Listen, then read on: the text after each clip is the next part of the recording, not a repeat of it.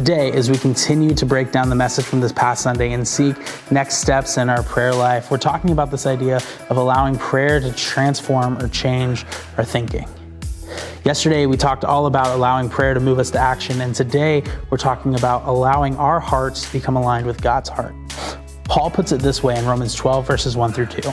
He says, "Therefore I urge you, brothers and sisters, in view of God's mercy, to offer your bodies as a living sacrifice, holy and pleasing to God. This is your true and proper worship.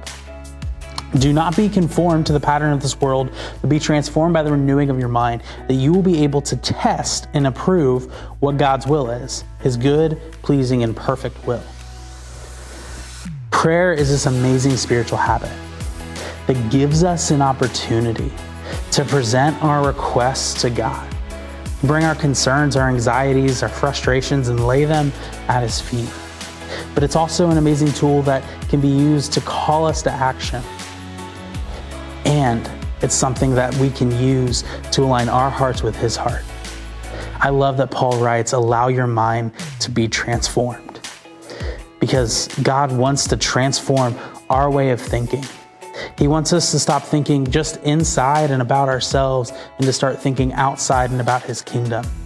You and I, if we use prayer as a spiritual habit to align our hearts with his heart, we'll start to see a difference in our lives. You see, prayer calls us to action, but it also calls us to seek the will of God.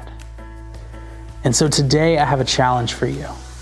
My challenge for you is to spend some time when this daily devotional is done in prayer, intentionally seeking the will of God, asking God what his will is, asking God to align your heart with his heart.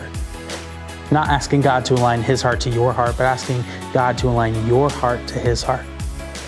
Allowing your mind to be transformed. Because God wants to transform your thinking and he wants to call you to action. The beauty of being followers of Jesus is that we get to be partners with him in what he is doing here on this earth. But to be partners in doing what he is doing here on this earth, it calls for you and I to have our hearts aligned with his. And so today, take some time in prayer, asking God to align your heart with his.